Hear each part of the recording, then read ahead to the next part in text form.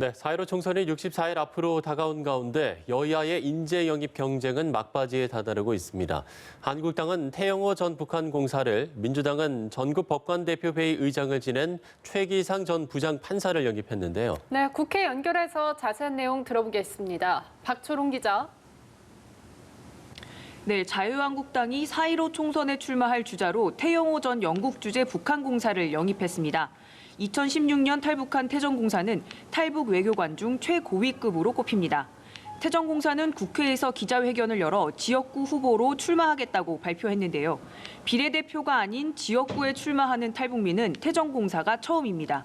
태정공사는 평생을 북한 외교관으로 활동했던 이가 대한민국 국민들에 의해 직접 선출되는 지역 대표자로 일할 수 있다는 사실을 북한 주민들과 엘리트들이 확인하는 순간 우리가 바라는 진정한 통일이 한 걸음 더 다가올 것이라고 강조했습니다. 한국당은 또 페이스북 코리아 박대성 대외정책부사장과 인사이트 컴퍼니 최고 콘텐츠 책임자 김보람 씨, 연예뉴스 전문 백현주 기자 등을 10번째 인재로 영입했습니다.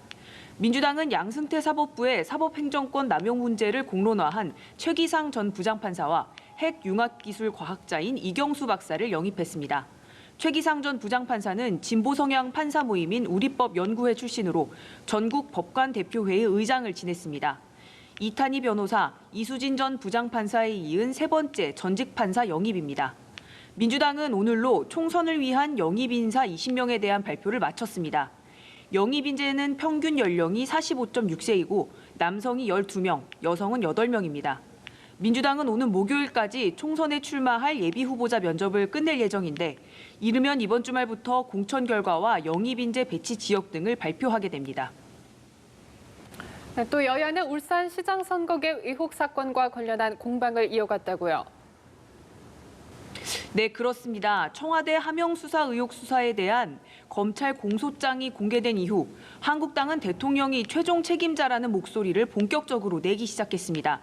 그제부터는 심재철 원내대표가 대통령이 개입됐다면 탄핵을 추진하겠다는 발언을 이어가고 있는데요. 이에 대해 민주당은 정치 퇴행이자 국민을 모욕하는 것이라고 강하게 반발하고 있습니다. 이인영 원내대표는 원내대책회의에서 선거를 앞두고 나라를 혼란으로 몰고 갈 극한 정쟁에 불을 지피는 것은 용서받을 수 없는 정치 퇴행이라며 철진한 구태 정치를 반복하는 것은 국민을 모욕하는 것이라고 밝혔습니다. 조정식 정책위 의장도 신종 코로나 퇴치를 위해 힘을 모으는 와중에 대통령을 상대로 지저분한 정쟁을 벌이는 것은 국민 등에 칼을 꽂는 것이나 마찬가지라고 비판했습니다. 야권은 청와대가 울산시장 선거 개입 의혹과 관련한 입장을 밝혀야 한다고 압박했습니다. 한국당 심재철 원내대표는 문재인 대통령이 울산시장 선거 공작에 대해 언제까지 입을 다무는지 지켜볼 것이라며 4월 총선 후 21대 국회에서는 불법 선거의 전모를 반드시 밝혀내고 책임을 묻겠다고 강조했습니다. 지금까지 국회에서 전해드렸습니다.